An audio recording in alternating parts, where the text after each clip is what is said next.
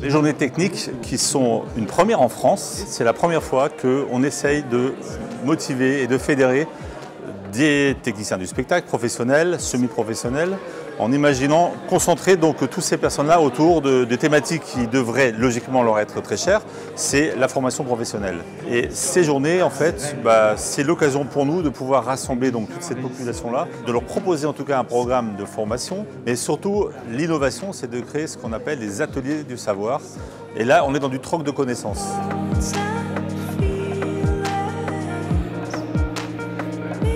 On profite aussi de cette semaine de formation pour pouvoir faire un petit focus, et là dans un échelon tout à fait régional, voire plus élargi. Et cette table ronde est l'occasion de réunir des techniciens, des administrateurs, des directeurs, des comédiens, etc. Et là on est sur des problématiques beaucoup plus larges, mais on s'interroge sur nos outils de travail.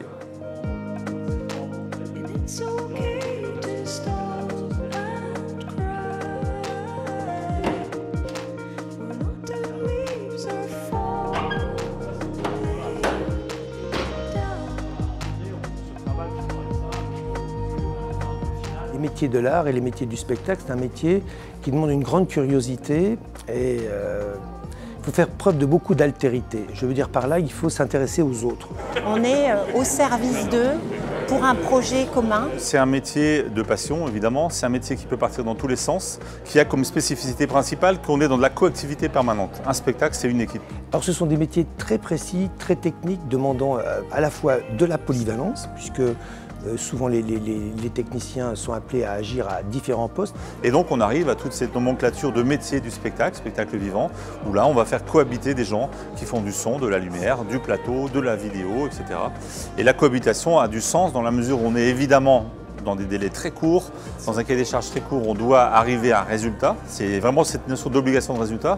Le terme générique, c'est le spectacle doit démarrer à l'heure, quoi qu'il arrive. Ça fait partie des spécificités de ces métiers de techniciens qui travaillent non pas au devant de la scène, mais derrière la scène.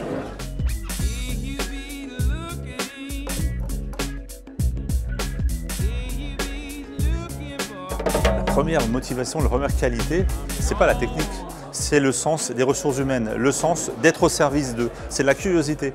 Un jeune qui est curieux, qui a envie de comprendre pourquoi un artiste s'exprime, d'être vraiment dans cette dynamique de porter un projet, il a déjà gagné largement la moitié de son ticket d'entrée. La deuxième des qualités, c'est tout de même d'avoir des affinités avec le milieu artistique.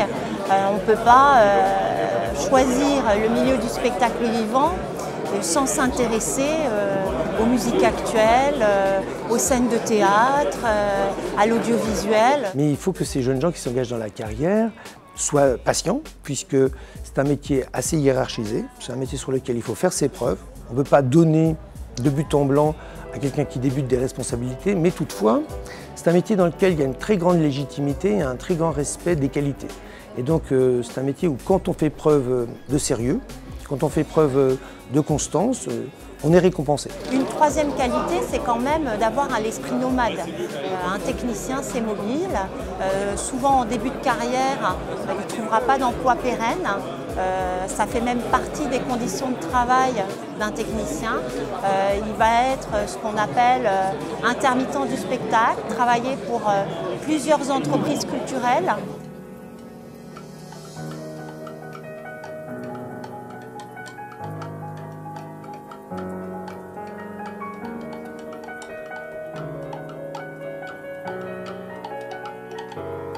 Comme dans toutes les filières sectorielles, le spectacle vivant est confronté à des évolutions technologiques majeures.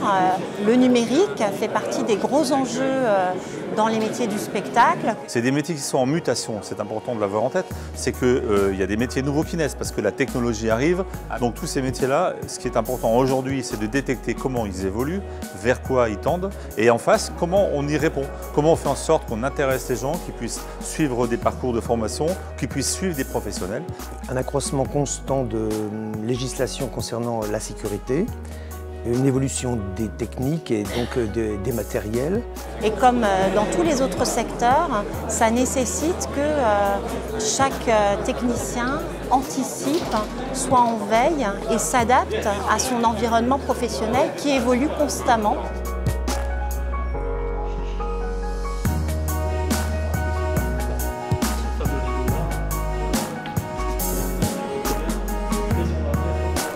Et en même temps, il faut réussir cette alchimie compliquée, c'est qu'on est aussi dans un métier qui est, le cœur du métier, c'est le plateau.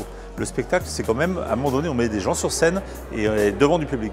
À savoir, on forme beaucoup les gens sur l'électrique, sur le numérique, sur le son, etc., sur l'image, mais peu de gens sont formés au métier du plateau. Et aujourd'hui, donc, l'enjeu, c'est de réussir à maintenir cette tradition-là. C'est vraiment une tradition et en même temps, évidemment, s'ouvrir à tout ce qui existe. Et c'est du coup un peu l'image de ces journées techniques, c'est que, là, on va dire que dans la transmission, il y a cette idée un peu de forme de compagnonnage. On est dans la transmission. Aujourd'hui, les directeurs techniques, les régisseurs, voilà, ils sont portés par une passion. La passion, elle doit être contagieuse, elle doit se partager. C'est vraiment le cœur de ce qui nous motive aujourd'hui, quoi.